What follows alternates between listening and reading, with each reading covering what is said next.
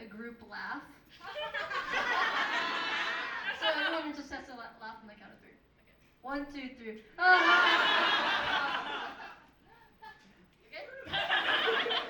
So I want to tell you about, it's kind of bright, a trip I took to Rancho La Puerta with my mom, which is in Tecate, Mexico.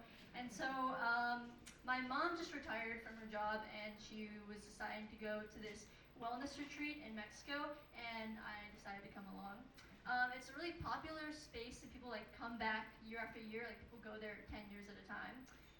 And I kind of went to reset before the fall started.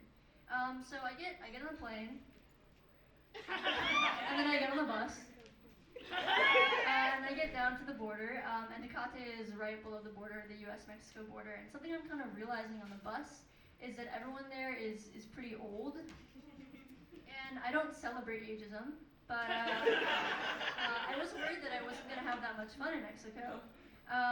So anyways, we get there, I unpack, put everything down, and we decide to go to dinner. And something about this place is that they have, it's a digital noise, like no digital noise place, so you can't have your phone, and it's vegetarian.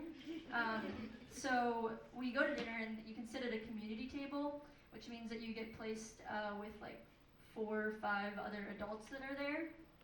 And I obviously opted into that.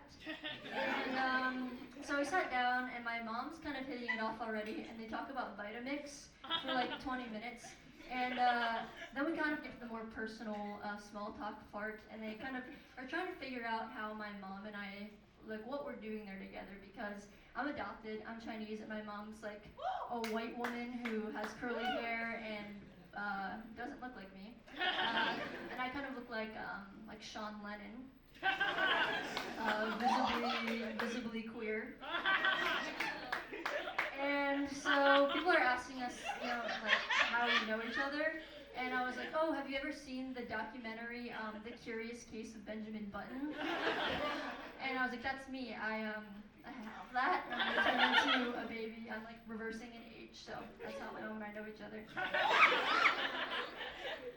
So I got more comfortable. They kind of had sessions going on. They had sports, yoga, like spa stuff.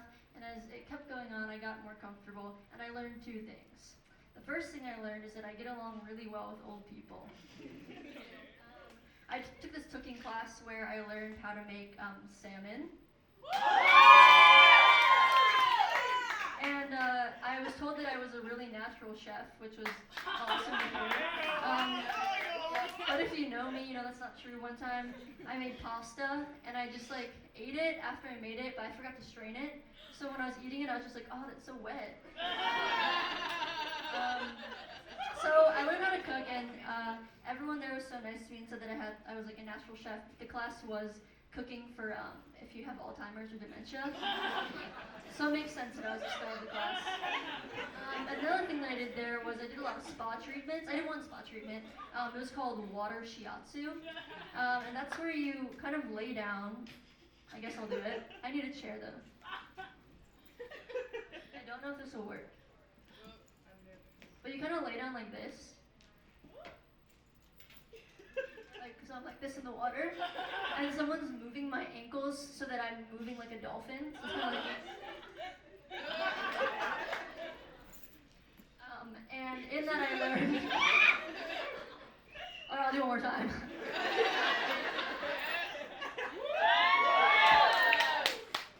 Yeah, so I learned that I have a really tight chest, like a violin player, is what they told me. That I have like the stance of a violin player. So then I went to a yoga class, and they told me that I have to do some chest opener exercises, which is standing like this with my 2 thumbs in my back pocket.